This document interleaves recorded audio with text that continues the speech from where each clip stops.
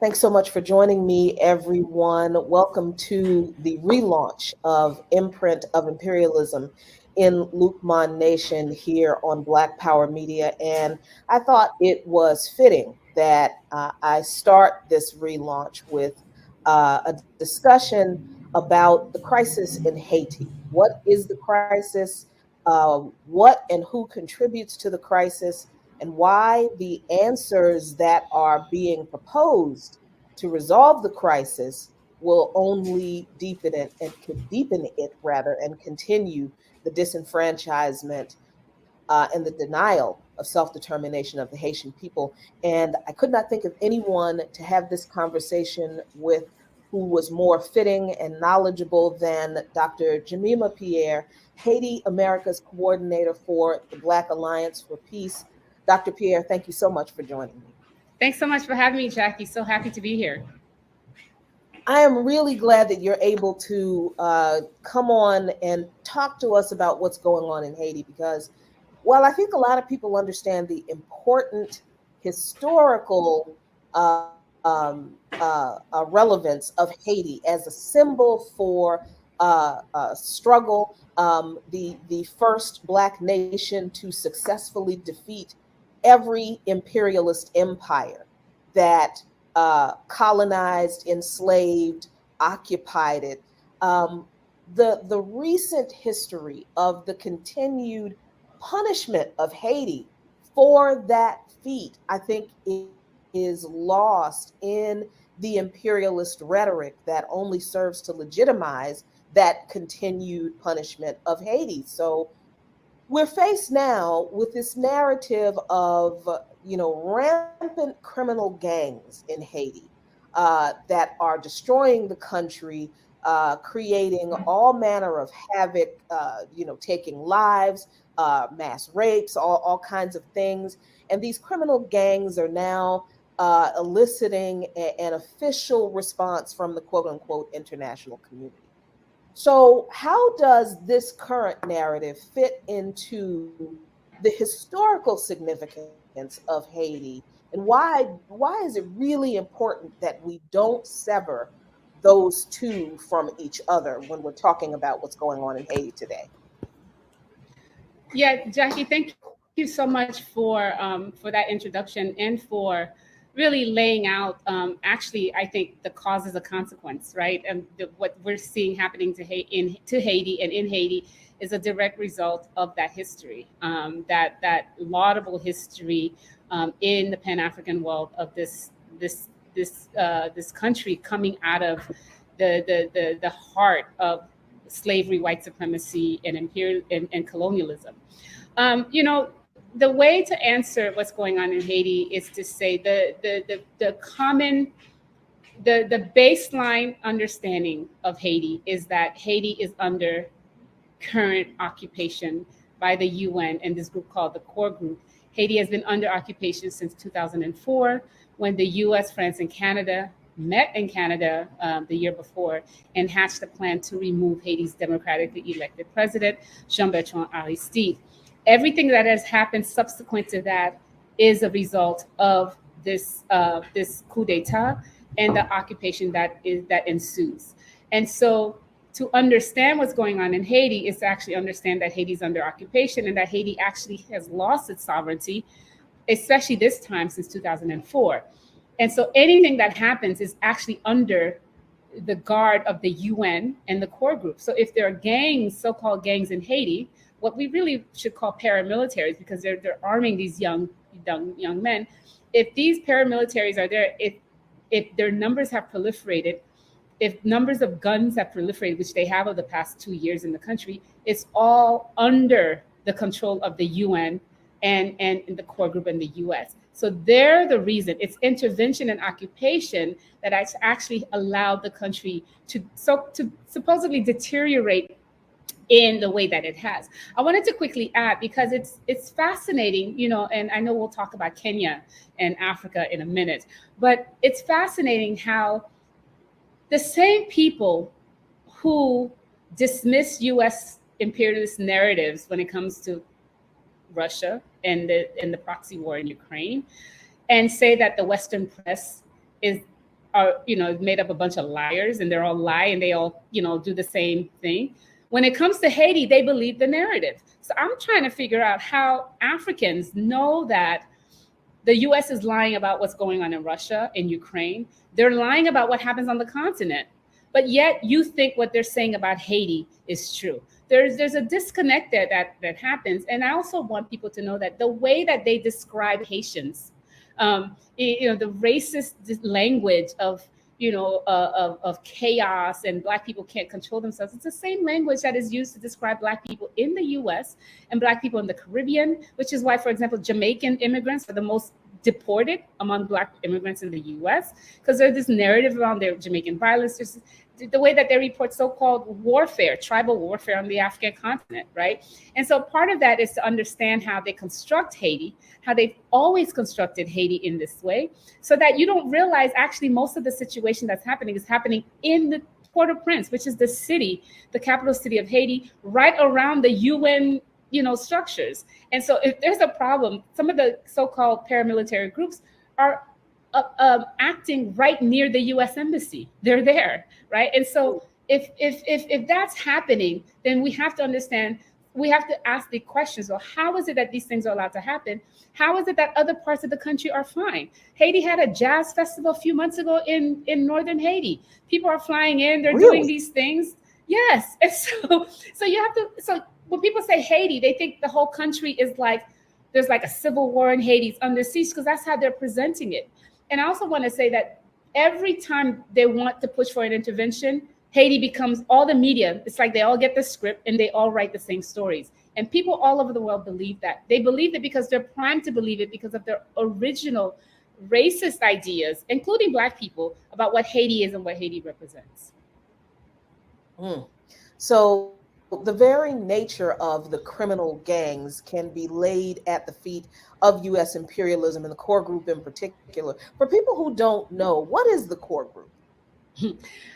The core, and this is why I say everything begins with the 2004 invasion and occupation of Haiti. And for people who don't know, and I've said this a lot on this show and on Black Power Media, is that the U.S. Marines landed on the night of February 28th, landed in Haiti's airport. U.S. Marines went to the house, the U.S. ambassador to Haiti, and the U.S. Marines went to the house of the Haitian elected president, put him in a car and his family, and put him on a plane and flew him to Africa. Now, this is not the kind of back to Africa we wanted. Immediately, and this is why the UN Security Council is important, because the countries who are behind the coup d'etat, France and the US in particular, and Canada, but France and the US both have seats. They have seats on the UN Security Council. As soon as they put Aristide on a plane, they convened a special session of the Security Council meeting saying that Haiti needs a stabilizing force and the stabilizing mission and intervention force. And they chose to take this idea of a Chapter 7 mission. If for all you guys who don't know the so-called UN peacekeeping missions, a Chapter 6 is when the peacekeepers go, there's no civil war, they don't use force and so on and so forth. A Chapter 7 mission means that a country's in civil war and the UN soldiers are able to use any type of force, aerial, ground, whatever, against the local populations to bring stability. So the corruption of this is that you have the two countries that were behind the coup d'etat having enough power in the UN Security Council to actually cover up the coup d'etat with an illegal UN occupation, right? And they hid that coup d'etat under the UN Security Council, which brought in all these people to occupy. It is out of this occupation, the UN intervention force in Haiti that began June 1st, 2004, is how you have the emergence of the core group, the construction of this core group of basically non-Haitian people. They call themselves the Friends of Haiti, but they're the ones that basically were put together. That include members from the European Union, members from the Organization of American States, members, countries like Brazil, which still, by the way, is still a member of the core group for the leftists who think that Latin America cares about Haiti. Brazil, Chile, and all these people had, so they have representatives of the core group, and they decide how the UN mission works in Haiti. So the core group the core group is really what is the group that's running Haiti, and they make all kinds of decisions. And so the occupation, the large force of the UN soldiers that were in Haiti were there from 2004 to 2017, where they basically drew down and diminished the number of the force, but they left the UN office in Haiti. The UN office in Haiti is now called BINU, and they're not elected. There are no Haitians in the group. And right now it's being run by this woman from El Salvador. So whenever you see a UN Security Council meeting about Haiti, it's these non-Black people who are making the case for military intervention at the UN for Haiti. So the UN Security Council's person in Haiti, which is behind a lot of the mess in Haiti, are the same ones going to the UN Security Council making the case for intervention in Haiti. And so the core group is this illegitimate, unelected group of people that is given a mandate by the UN without say from the people. But they're the ones that make all the decisions. And they're the ones that actually put Ariel Henry in power after the assassination of Jovenel Moïse in July 2021. So you mentioned Brazil, El Salvador, and Chile. Chile, other countries where there are progressive, if not leftist, struggles going on right now. What do we do with the fact that there are countries whose leaders are either progressive or leftists and are themselves fighting against U.S. and Western imperialist aggression against them, who seem to be or who are operating in the same imperialist fashion, or at least in league with the imperialists in denying Haitian self-determination? What do we do with that contradiction? We have to keep pointing it out. And I think the best example is Mexico, right? Brazil and Mexico are the two biggest examples. The first one, Brazil, because Brazil under Lula offered to send his troops to lead the military wing of the occupation in 2004. And Brazil, Lula was this leftist, the pink tide, if you all remember, the vote and so on and so forth. Brazil thought that they can use Haiti as a training ground so that they can get a seat at the table with the White West, right? And so Haiti then becomes this thing that they use in order to raise themselves up, and to basically work for their own national whatever being. Mexico did the same thing, right? So Mexico is supposedly this, leftist president now, is getting a lot of play. Basically saying, for example, with this meeting, the so-called peace meeting that's supposed to happen in Saudi Arabia, saying, well, we're not going because Russia's not invited and so on and so forth. So the leftists are saying, oh gosh, he's standing up to imperialism.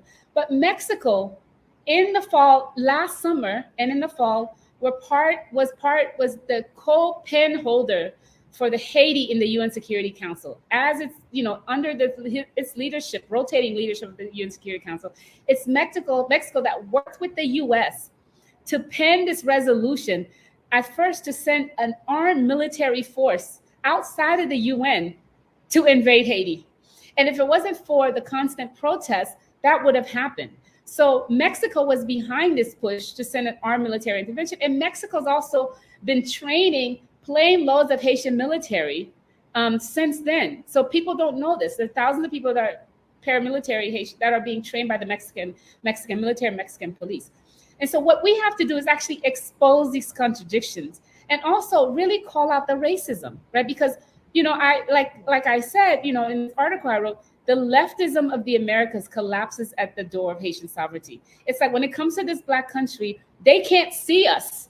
They don't see Haiti, even though if it wasn't for Haiti, the region would not be free. Let's remember, it is Haiti that provided Simon Bolivar with with the arms and the space to go and liberate Latin America. So we have to call out what's going on, and we have to really point out is how, we have to ask the question, how is it that, I love the support that people have for Cuba. I think we need to get rid of what's going on, get rid of the blockade. I think we need to support Nicaragua. I think we need to support Venezuela. But these people can have like 20 rallies on Cuba and leave out Haiti. I saw this poster where it was like U.S. intervention outside of the region, and they left out Haiti. They forgot Haiti. And so what is wrong with people? We have to ask them. We have to ask the leftists in this region to really do some self, to really think about what's going on, and why is it that they cannot bring themselves to respect and to push for Haiti's sovereignty.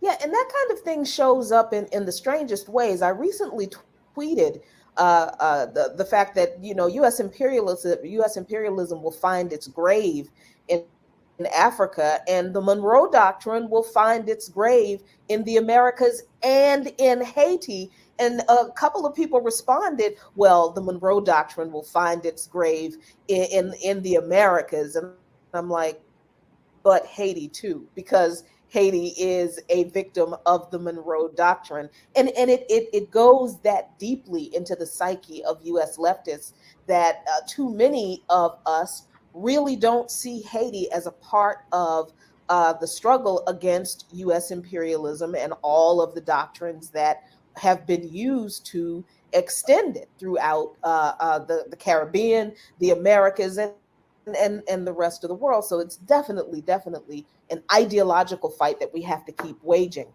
But the current issue, the current crisis, has reached a point in which the United Nations is calling for armed military intervention into Haiti. The United States is calling for armed military intervention in Haiti. And there was an interesting development very recently in which Kenya has proposed to lead a multinational force into, and NPR calls it, violence torn Haiti. Just a great example of how US supposedly progressive media frames Haiti.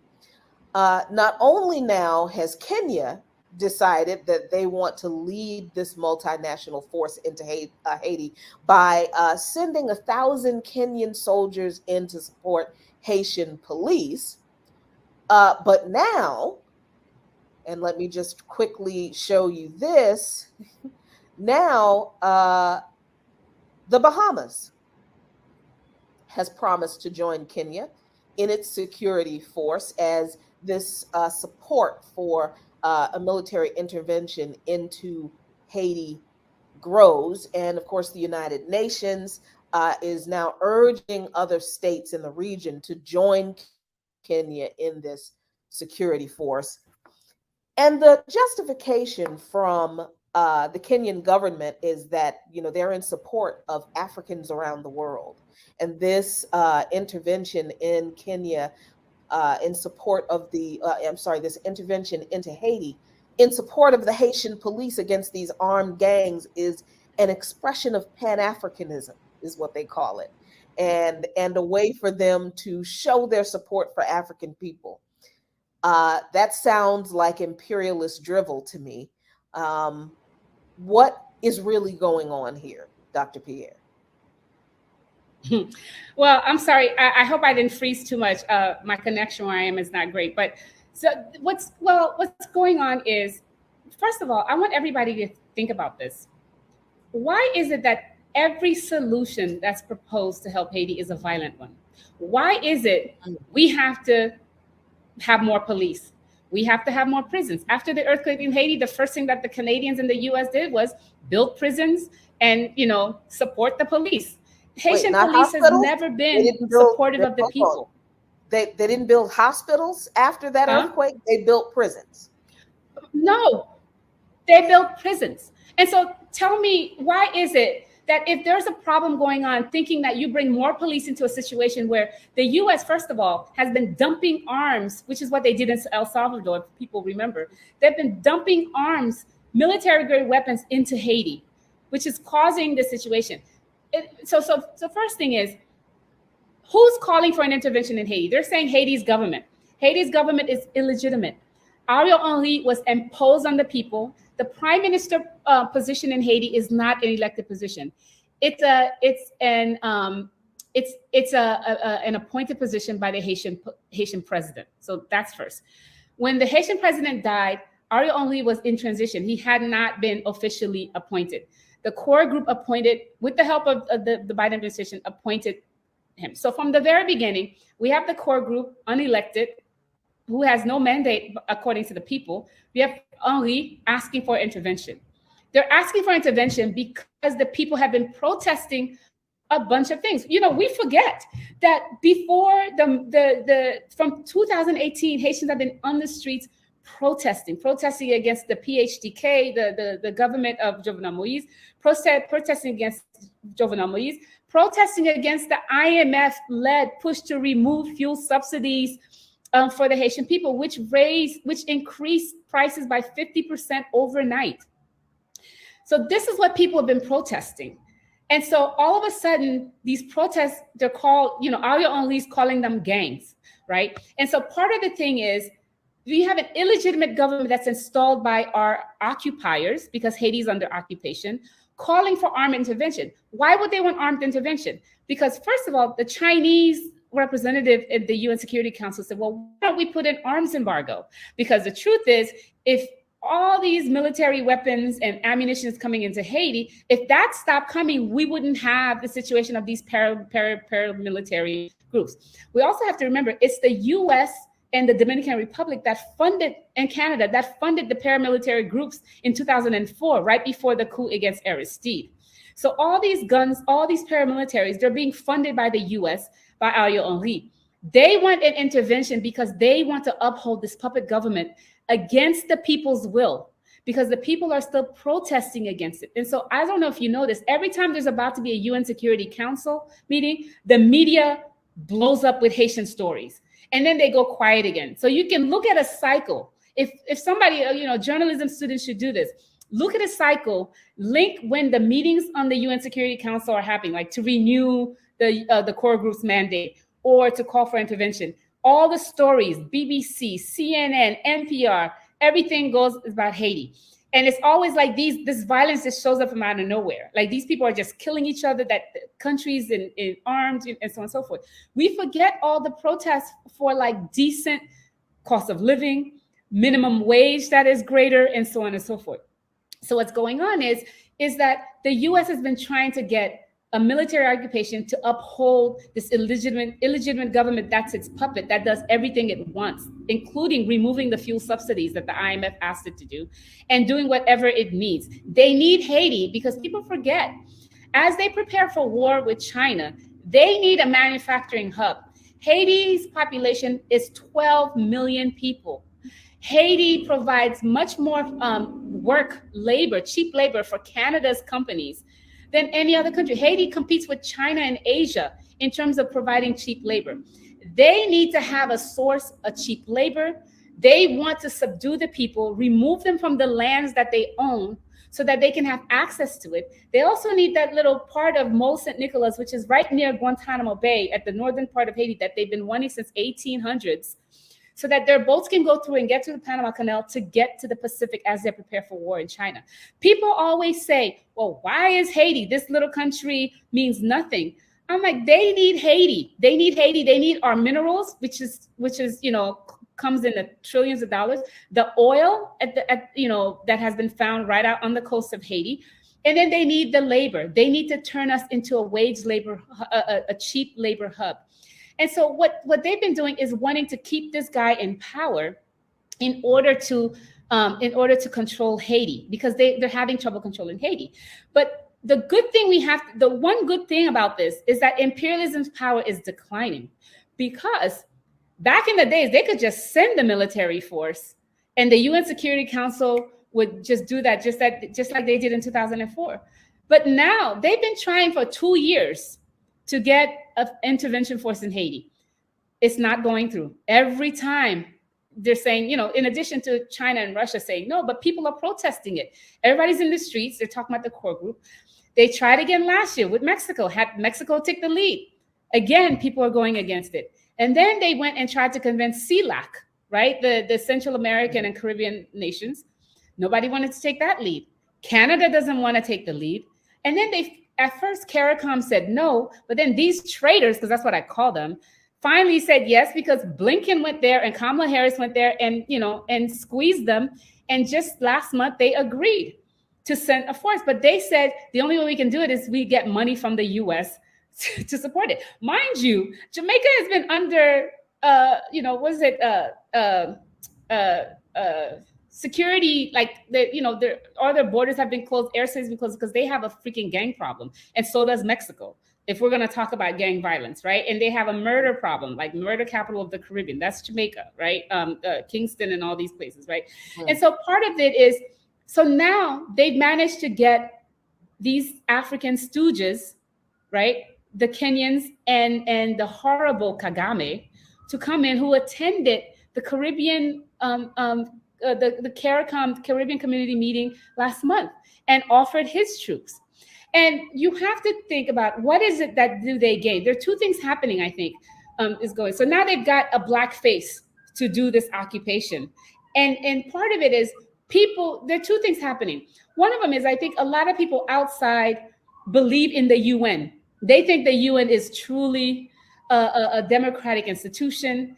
And that, the UN says this, whenever they have their reports, UN office says this, UN office has done this research.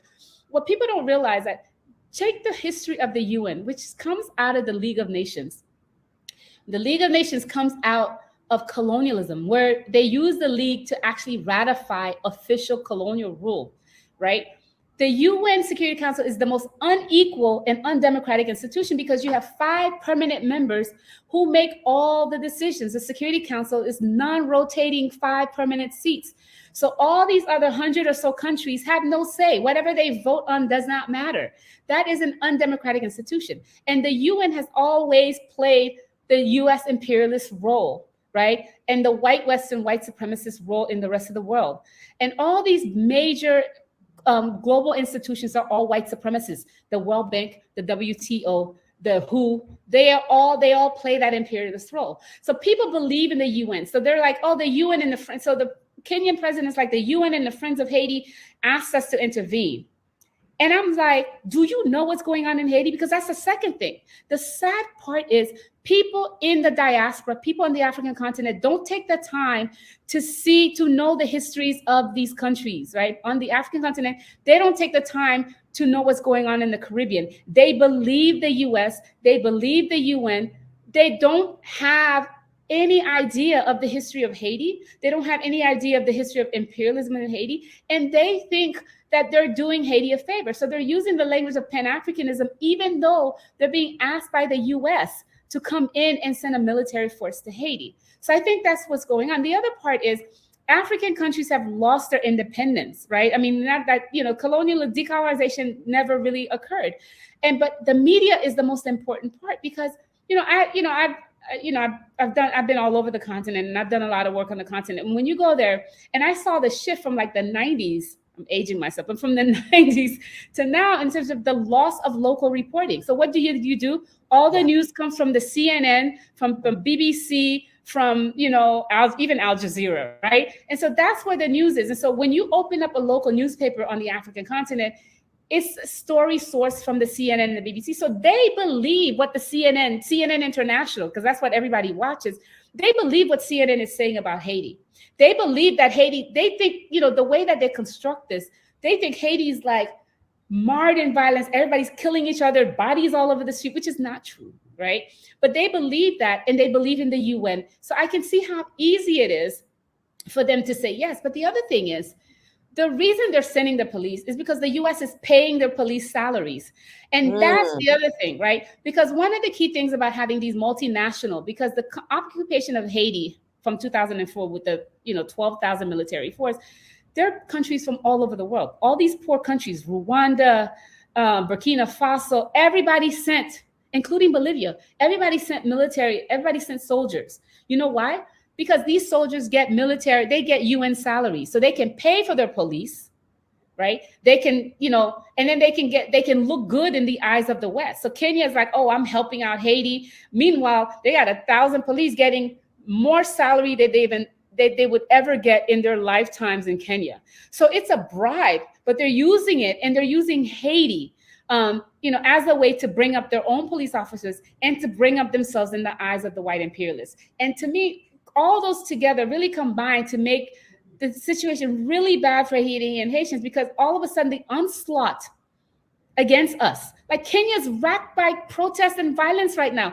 How the hell are you going to send 1,000? Sorry about my cousin, but how are you going to send 1,000 police to all the way to Haiti when you can't control your own people who are in the streets protesting? The Bahamas has a drug problem. It has all kinds of problems. And the other thing is, these Caribbean countries, they've treated Haitian migrants like crap. In fact, there's a group of Haitians that landed in Jamaica 2 weeks ago. They find them, charge them to hard labor, and are going to deport them. How do you treat your fellow Haitian that you say you care about, but then the migrants that are come over, you treat them worse than the white nations treat? So it's really, I know I'm getting like really frustrated. It's just really, there's so much going on. It's just a convergence of all these things that really then to help basically keep the pressure on Haiti and try to keep us down. It really is the whole world against Haiti. And people don't even, and like, including our Black people, like, shit, at least Russia has the global South on its side, at least Cuba has the leftists. Who's on Haiti's side? No one. No one. And this is why this conversation and your expertise and your knowledge is so deeply critical at this moment, because we need to be on the side of Haiti, because we are the beneficiaries of the Haitian Revolution and the example Haiti set by kicking out every imperialist army and the enslavers and the colonizers.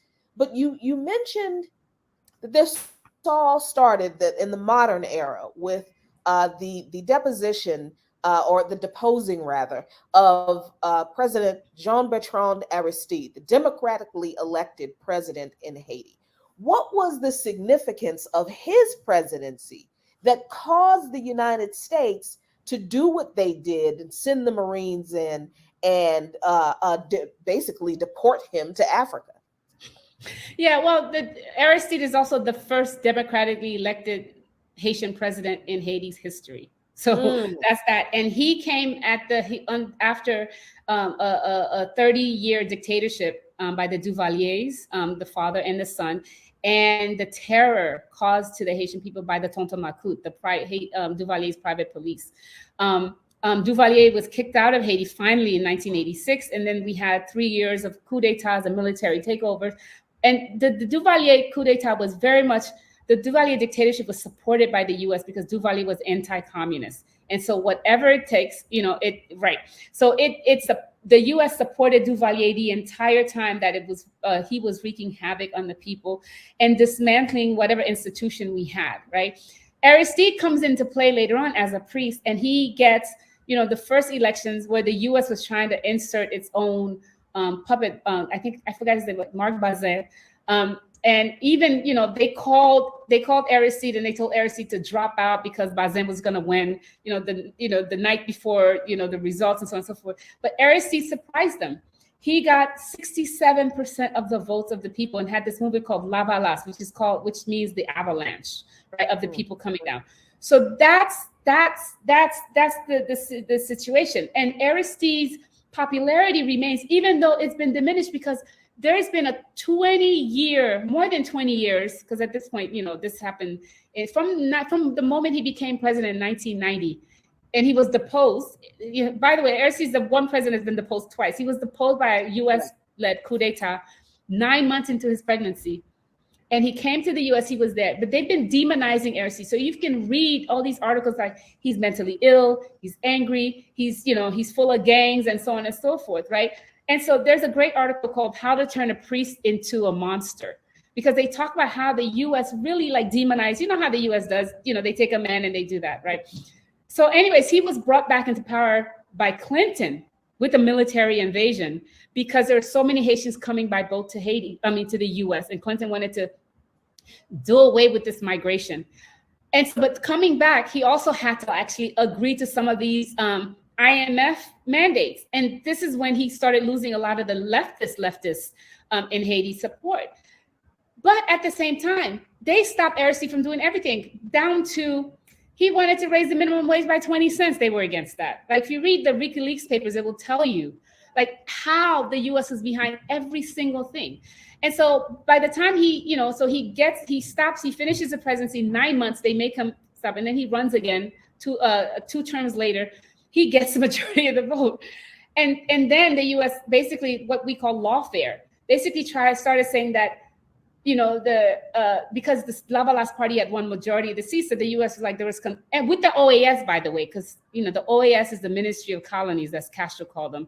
The OAS has been behind all the bad election stuff happening in Haiti since before 2004. So I have to say that.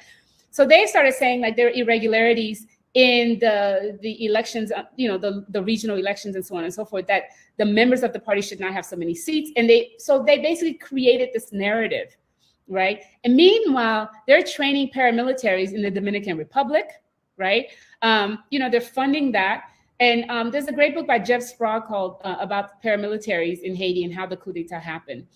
And they're funding them in Ecuador. They're funding them all over the place. And then they create this narrative, this ragtag group of people. They're coming to take over the capital and so on and so forth. And then by next night, there was a coup d'etat, unbeknownst to people that they'd already met in Canada in December 2020, December 2003, and had decided that they were going to put Haiti under tutelage, that they were going to cause this coup d'etat and put Haiti under tutelage. So Aristide is significant. He's not perfect, because nobody is, but at the same time, he still remains the only popularly elected president.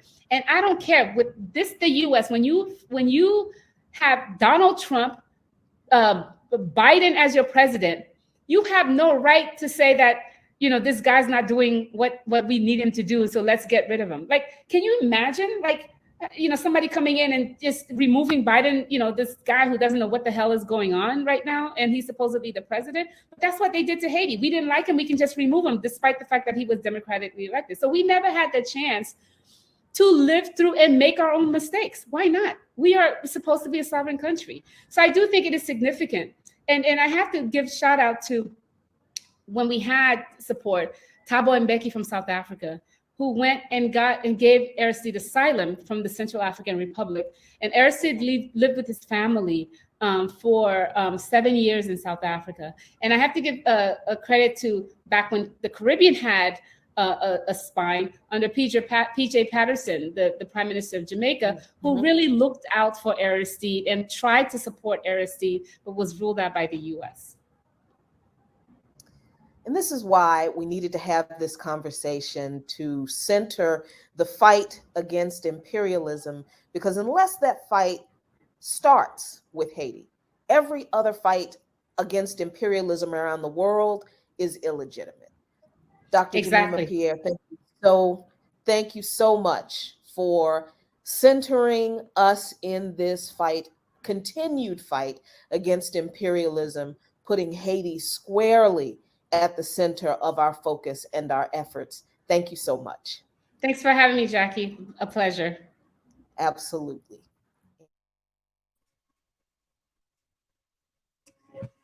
Greetings, everybody in Lukman Nation. Welcome to Season 3, Episode 1, the relaunch of Imprint of Imperialism in Lukman Nation here on Black Power Media. I really hope you enjoyed that interview with the wonderful Dr. Jemima Pierre.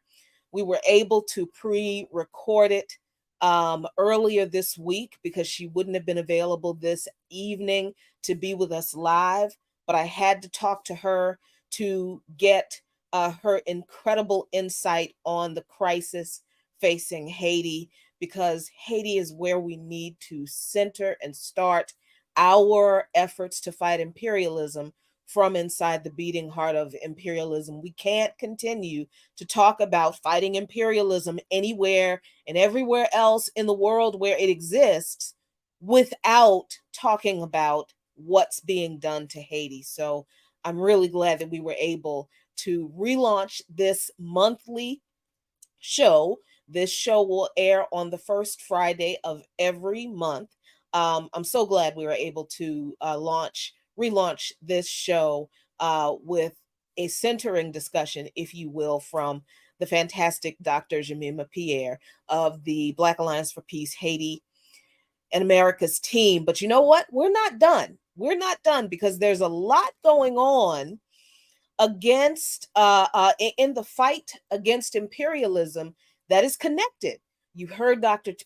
Pierre make the connections between all of these comprador leaders and African nations who want to send military and police in to provide a military response to Haiti, being the black face on U.S. and Western imperialism. But it's good to know that not all African leaders are of that disposition. And I'm very, very glad to be joined for this part of the discussion tonight with my good friend and comrade, Dr. Nyaka Lagoke, Assistant Professor of History and Pan-Africana Studies at Lincoln University in Pennsylvania, and a founding member of the Convention for Pan-Africanism and Progress. Dr. Lagoke, thanks so much for joining me. Hi, Jackie. Thanks for the opportunity.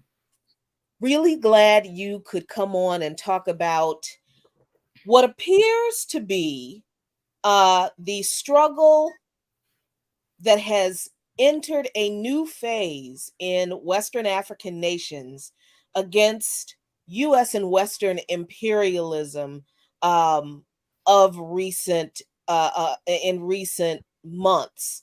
Most recently, with the coup in Niger, that is causing people to now look at a couple of other coups a few months ago in Mali and Guinea-Bissau, excuse me, and starting to wonder, is this the signal of a rise in Pan-Africanism?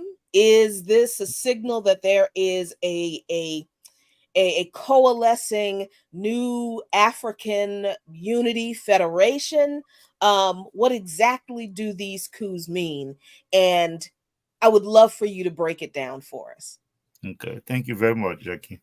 Um, so for those who are listening to us, I say hi, and I'm glad that they're supporting you in your efforts and everything that you do.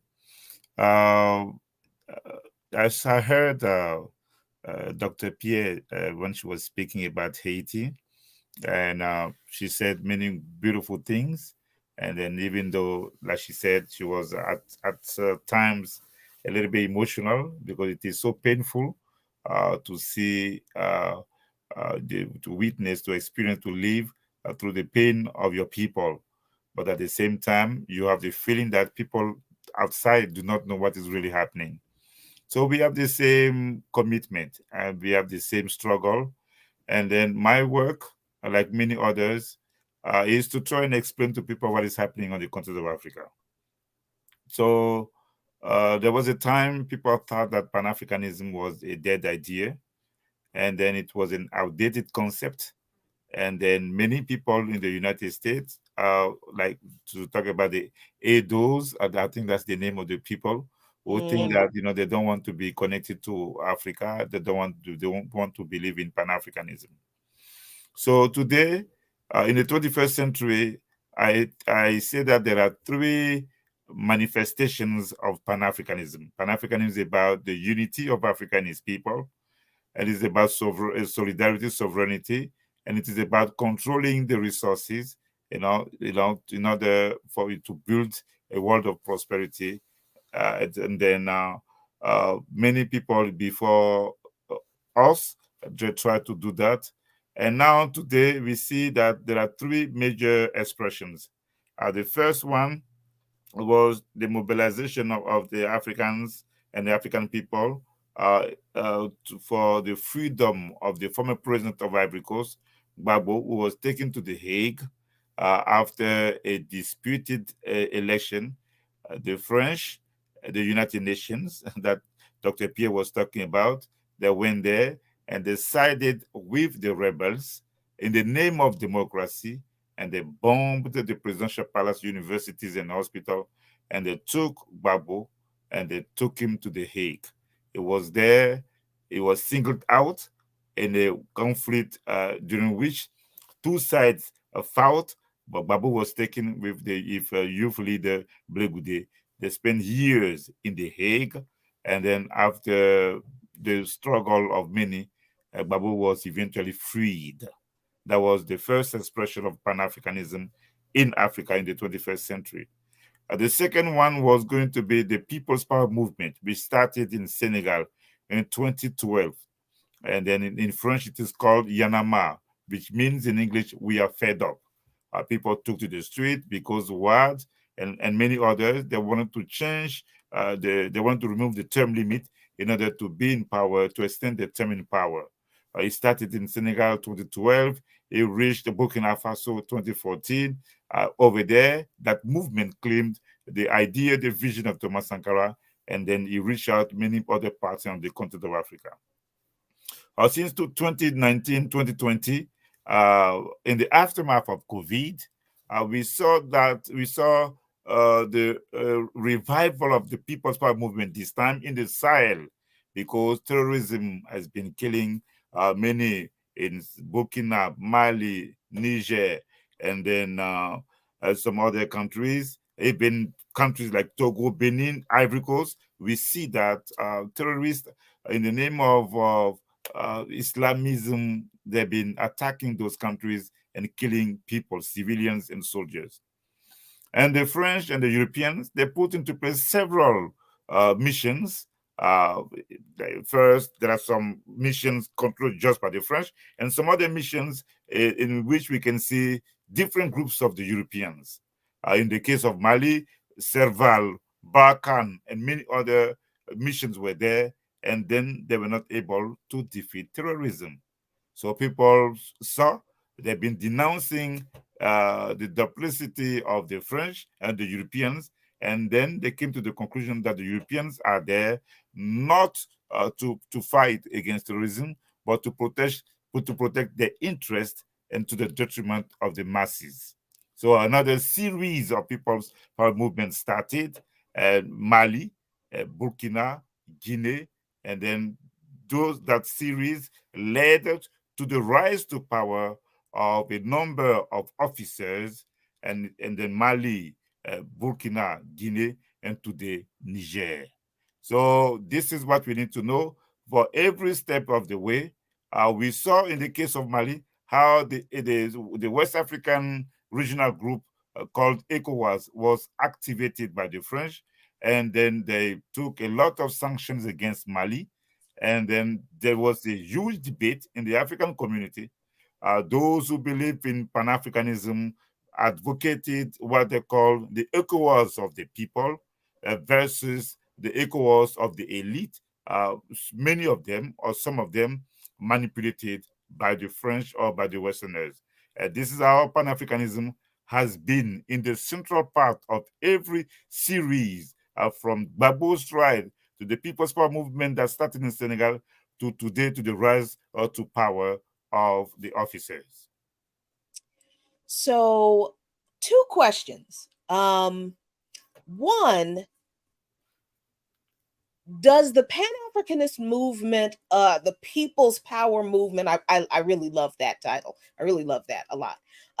Does the Pan-Africanist movement that has led to these coups in Western Africa, in the Sahel, do they make connections with not just obviously the influence of the French, their former colonizers and now neo-colonizers, but also the influence of the United States and AFRICOM, So that's one question, and make the connections between the ways they are oppressed by all of the imperialist forces, and the way they might recognize that Africans in the U.S. are also oppressed. So that's the first question, and the second question is, these military leaders who have led these coups against these uh, Western backed comprador leaders in these countries,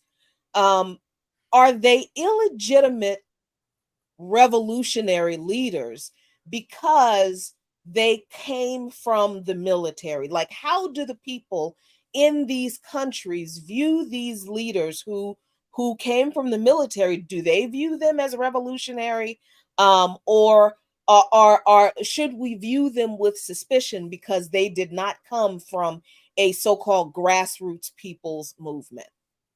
Yeah. Okay, thanks. The first thing that I wanted to say is that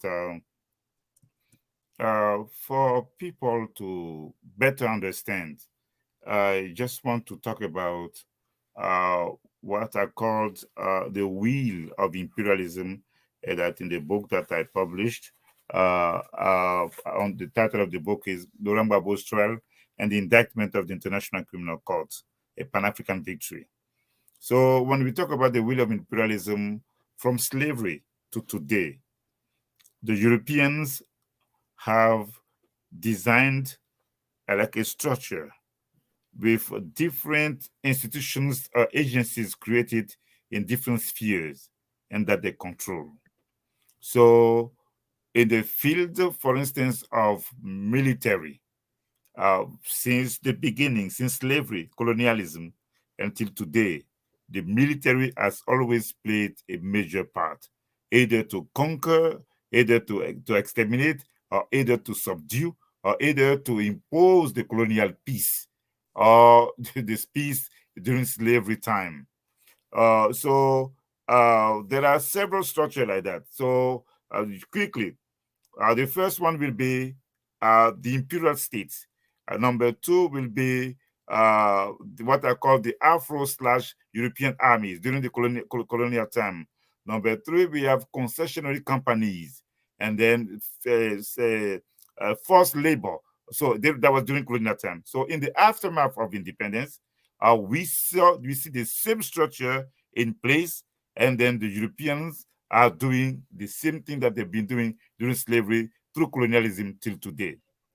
So, having said that, one element in the struggle of those that series of manifestation is that the Africans, they took to the streets several times to denounce the foreign military bases in Africa. And this links us to the debate about AFRICOM. Even if they do not focus too much on AFRICOM, they do denounce the presence of foreign military bases in Niger. They spoke about that at so many videos. We don't want any military base here in Africa. Be French, American, we don't want them. So this has been going on because the media are not reporting those expressions of the people. Uh, some may have the impression that nothing is happening. So that is so the connection with AFRICOM, the USA, and the French. The second element, we have those French and the European companies exploiting the mineral resources of Africa. In the case of Niger, it is the uranium. And then in the eastern part of Niger, people, they discovered oil. And then the Chinese are around who built like a 2,000 kilometers, like a pipeline in order to take that oil outside of Niger. And so this is the conversation.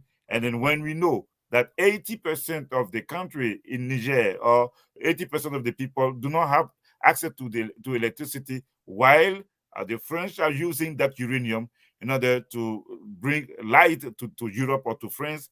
Many now are saying, you know what, enough is enough, or we need to do something about it. So that is the conversation, the real one, that is going on in Africa or in Niger, in the Sahel, for quite some time. Now, as people were doing this, uh, I want to talk quickly about the migrants. Mm, I've seen, mhm. for instance, that maybe today or yesterday, there were some migrants who were arrested when they crossed Tunisia. The Tunisian arrested them. There were a number of them who died. And then I saw myself, people were protesting. And then, even though many of them were not, some of them were not, were not English speaking people, they were saying this: Black Lives Matter. Get out of here. I'm telling you, I saw it myself. I'll be sending the link. Yeah, so these are the stories people need to know. So there was this. I was impressed when I saw that they say Black Lives Matter, Black Lives Matter. Somehow the killing of George Floyd, the protests of Black Americans here, with the support of some whites, of Hispanics, or Asian who believed in justice, somehow it resonated in different parts of the world. And then you remember the Nigerian movement and SARS. So it was, we can say somehow that it was impacted or influenced by the Black Lives Matter movement in the United States. So all the struggles are connected. The only problem is that the media do not always do the connection, and it is our job to say that not not the entire world is not against Haiti. So there are some piece of information that we don't always follow, and we need to try and take all those things into account. Now, talking about the soldiers, I will not say this is what when I'm talking about them. Assimi Goita, who is leading Mali, is definitely is not Modibo Keita. He's not Modibo Keita, and Ibrahim Traore from Burkina Faso definitely is not Thomas Sankara. Okay, that's So fair. we know that. Hmm. But the current today, it is about the sovereignty of Africa, and it is about nationalism, it is about the Pan African consciousness, and it is about the revival of Pan Africanism. So even the leaders who may not have claimed Pan Africanism in the past, they understand that there is a new Africa that was born. They see that things have to change, and some of them are adjusting, and some of them maybe in a very opportunistic way, I may be using the narrative of Pan-Africanism. Somehow it resonates in the streets, and then it contributes to the expansion of the Pan-African narrative. So, in the case of Mali, so far, they're doing the right thing. They want to diversify Mali's partners. They expelled the French troops they expelled them from Mali. They expelled all those troops of the UN, all those missions there that were supposedly there to fight terrorism. All of them are expelled. They are the ones taking their time to exit Mali, but they have received the order to leave Mali. And then, so this is what is happening. And so we need to acknowledge and we need to give them credit for that. So this is what that will be my answer to the second question. So I got to tell you, I got really excited with the when you explain the sign, the people holding up the sign, not English speaking people, but know enough English to make a sign that says Black Lives Matter in English, regardless of what, we the analysis we have of the organization that came, that, associated with the movement, the Black liberation movement that has been, that has culminated in this current a Black Lives Matter people's movement. It's hard not to get excited at Okay. the acknowledgement of the unbreakable bond between Africans on the continent and those of us struggling here throughout the diaspora against the same systems. That just blows my mind. I Um, I would like to say, to add two more things if you don't mind. So yes, please. yes, two more things. So other thing is that uh uh there was a meeting. There was a meeting at the end of the month of July. I think it was in the Caribbean, and then uh, in Barbados, I think it was about reparation Mm-hmm. for one of, I mean, I will say for the first time. I can be wrong. For the first time, we saw that the African Union and CARICOM decided to partner in order to fight together about reparation. It happened like not even 2 weeks ago.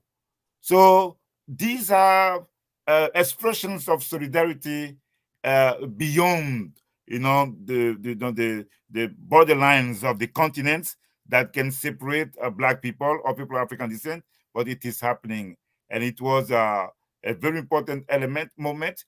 The Vice President of Colombia, I think her name is Sylvia Marquez, uh, Francia Marquez. Francia Marquez, Mm-hmm. yeah, Francia Marquez. Uh, she was there, and she had some bilateral meetings with some of the Africans who were there, and they want to invite her to speak, to be in Ghana, because Ghana is also organizing the second conference on reparation in October 2023. So these are happening, and as you know, as we spoke, Togo organized the launching ceremony of the 9th Pan-African Congress on May 22nd, and Togo wants to organize that 9th Pan-African Congress next year. Mm-hmm. So and then in the meantime, there will be 5 or 6 regional conferences that will be organized. So these are things that are happening, and then thanks for the opportunity you're giving me, to share that with your audience. Thank you. No, absolutely. Thank you. We are grateful for this information. And I just have to note, as you brought up CARICOM, and I'm not sure if you've heard the conversation that I had with Dr. Pierre and CARICOM's complicity in wanting a military invasion in Haiti. So, just want to point out that CARICOM has some serious contradictions that we must contend with, even as they are moving in the right direction on some other things. Just want to make that point, because I don't I want agree. people, yeah, I I don't want agree. people to be like, Jackie, how'd you let that slip? I did. So, Yeah, no, I know, but then, it's the same thing even now. I know she was talking about William Ruto, the president mm-hmm, of Kenya. So mm-hmm, he's been one of the most vocal leaders against the West, promoting the African consciousness in the eastern part of Africa. And then I was surprised when I heard the guy say that he was going to give like 1,000 policemen to go to Haiti. So those leaders, they have their contradictions, mm-hmm, but we have to join them whenever they are doing the right thing. And then when they're mm-hmm. not doing the right thing, of course, we have to be there to denounce them. And I will agree on the Dr. Pierre on that, because to see Kenya making all that noise in Africa about African consciousness, and the next thing you want to do is to try and do the Europeans' work in Haiti. Of course, that's not something we can encourage.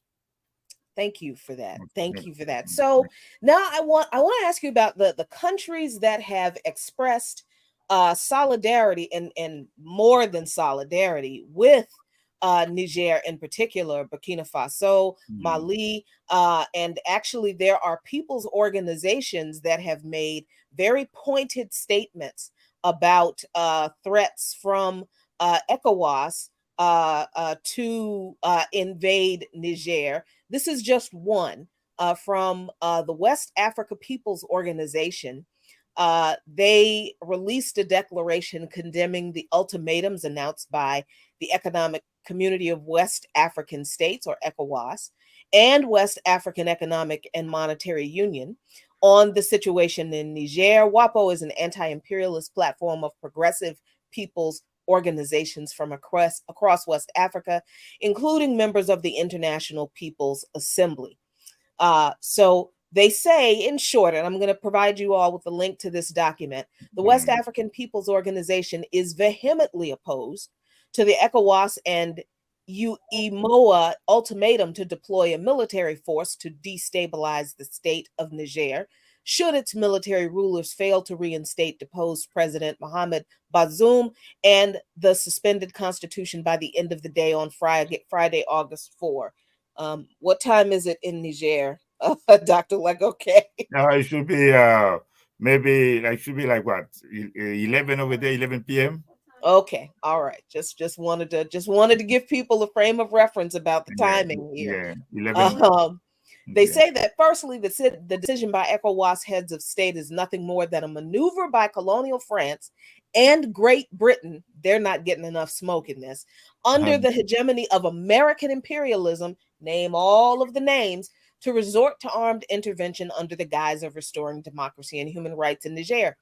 It's also a pretext to carry out imperialist plans to keep Niger, rich in mineral resources, notably uranium and hydrocarbons, continually in their imperialist fold, especially when Bazoum is a notorious.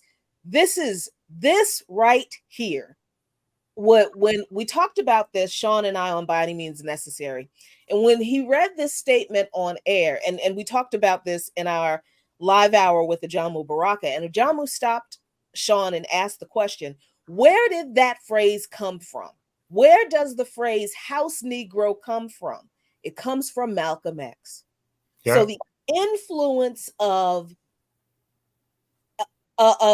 American, of African liberation fighters and the struggle of African liberation in this country clearly has an influence on the struggle for African sovereignty in West African nations, as this organization, WAPO, has quoted Malcolm X in calling Bazoum a notorious house Negro, servile to the imperialist powers of NATO, particularly France, which for decades has plundered its uranium resources as the basis for its lighting.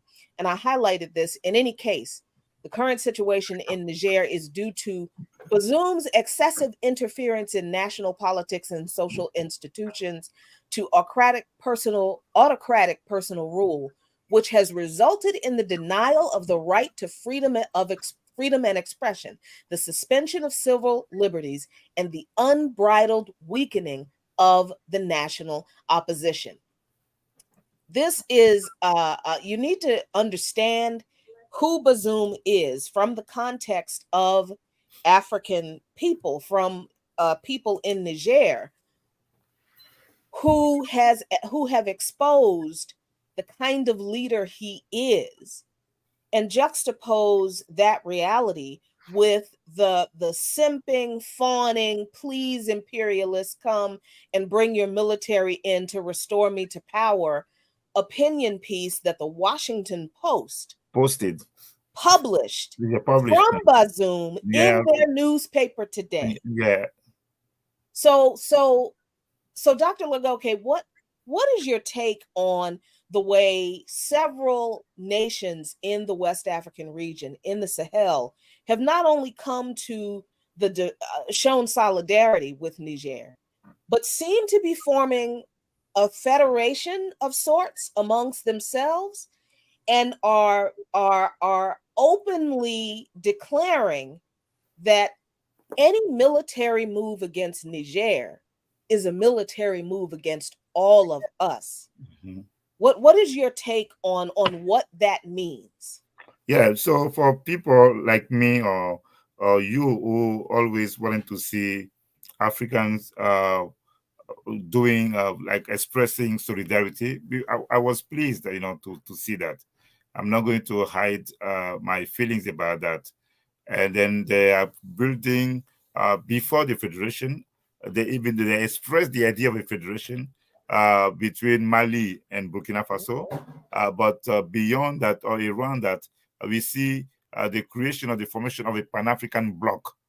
We have Guinea-Conakry, we have Mali, we have Burkina Faso, and then we saw that Mauritania opposed the military intervention. Even the news coming from Algeria also confirm that Algeria is against the military intervention. And then we saw that uh, today I listened myself to the Minister of Defense of Chad, whose president was sent there as a mediator, and they asked him if Chad was going to bring some soldiers, because there were some rumors in the beginning that Chad was going to be activated or used in order to go and do an attack Niger. And the Minister of Defense of Chad clearly said that it is not an option. Chad is not going to send troops there. So we see that many do not want that military intervention, apart from some countries like Nigeria. I'm not even sure if Nigeria will do that, but we never know because of the pressure coming from the West. Nigeria, the president of Ivory Coast, Alassane Ouattara, also said that he may send some troops, and Macky Sall from Senegal.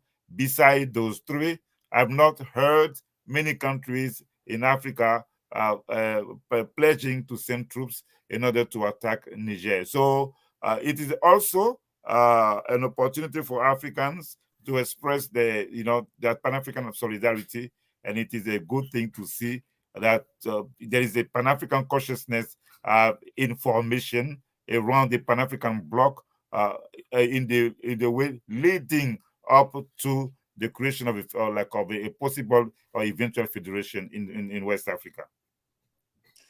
Dr. Legoki, how do you see and of course we don't have a crystal ball.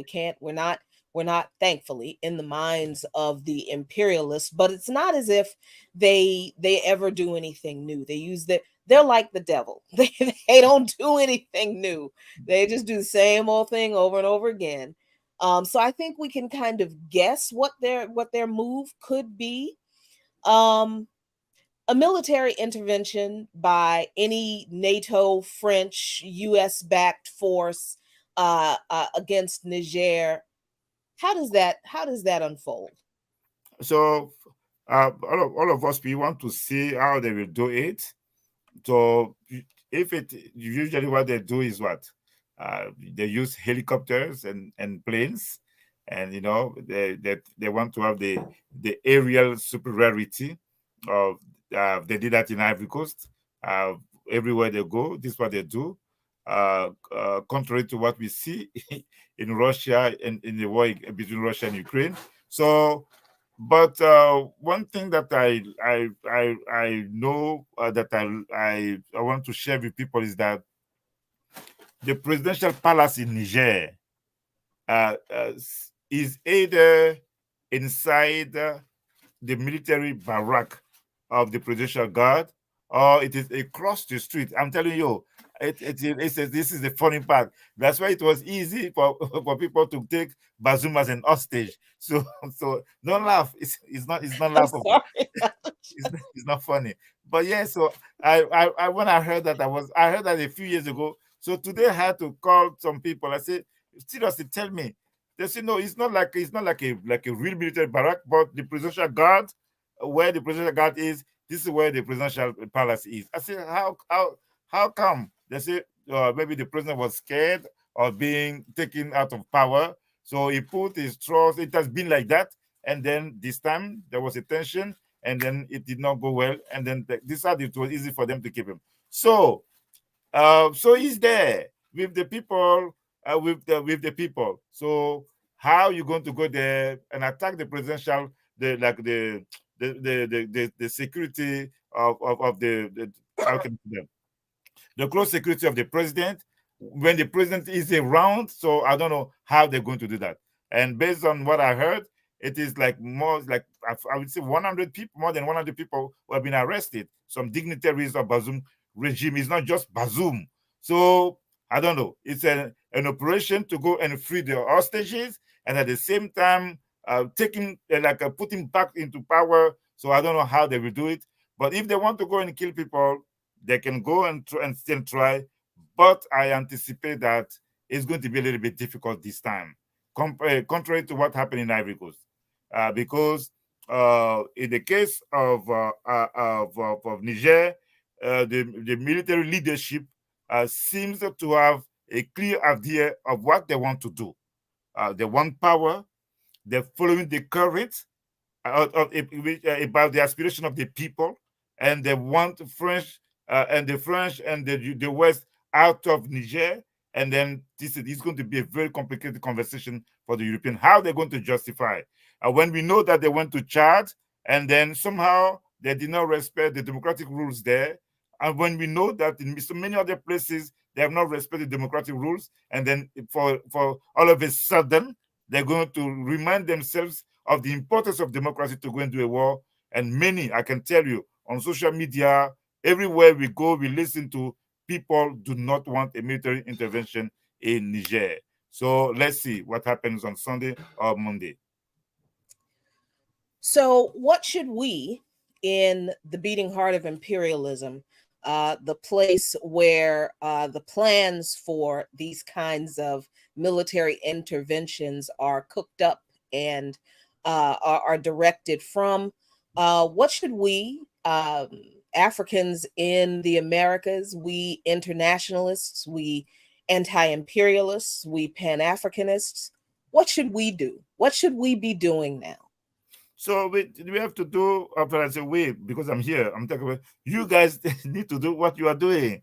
So spread the word, share the information, update the people. But people do not know, and then sometimes people, we may have the feeling that what we're doing is not that powerful. Of course, it is. We have won many victories, and then in the case of Gbagbo, when they took him out of power, and we saw the US, like led by somebody who was loved by many people in the black community, Barack Obama. The entire world was mobilized against Gbagbo. But Ivorians and Africans, and even here we have some people of African descent, and some Europeans, of some white Americans, somebody like Ron Becker, Sean Eugene, and Maurice Carnet, that for some people who supported our struggle. And then we continued, and Babu was freed.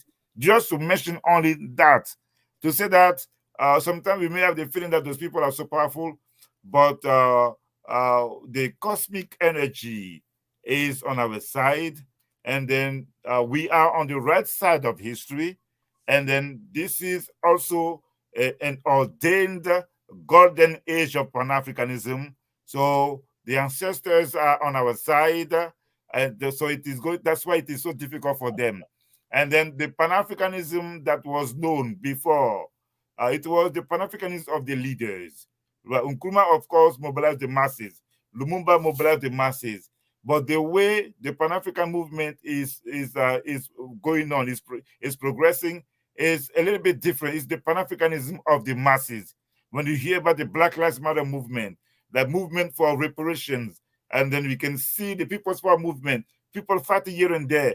That interconnection makes the struggle like more viable, more sustainable, and that's why it is difficult for the European to come and break us today. So we have to be confident that victory is on our side, and then now with Niger, it is possible for people to hear again the African voice.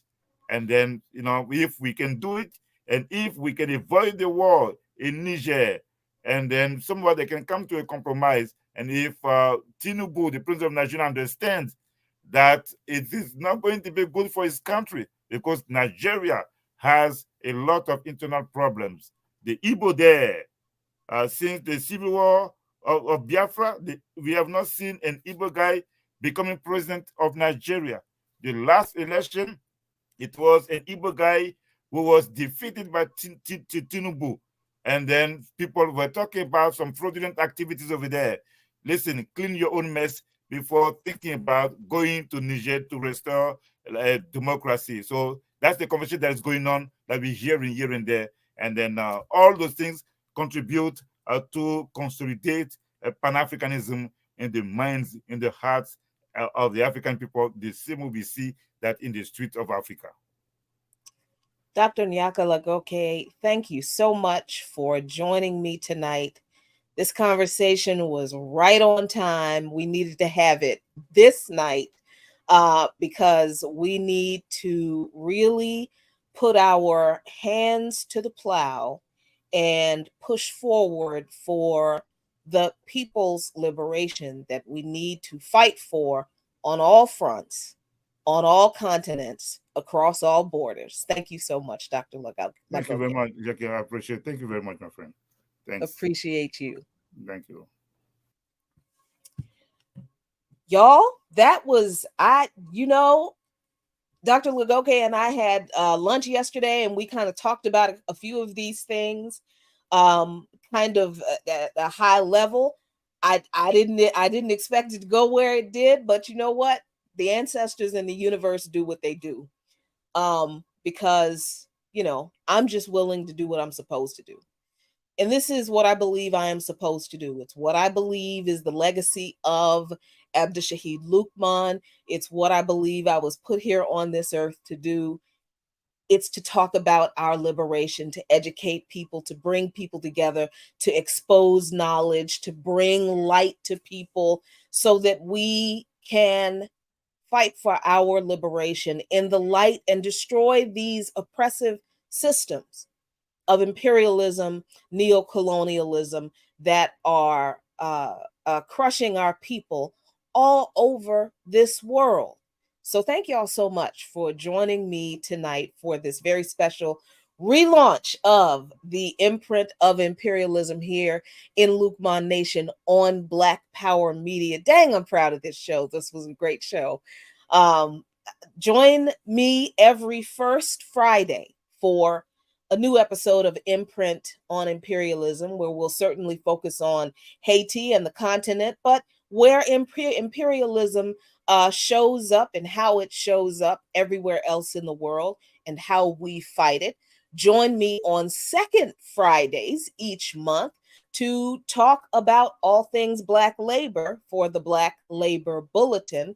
Third Friday, of course, is Blackonomically Speaking with our friend, comrade, and resident economist, Dr. Linwood Tawheed. And fourth Friday is just a free-for-all or a rest day. So thank you all so much for joining me tonight. Appreciate you. As always, a luta continua.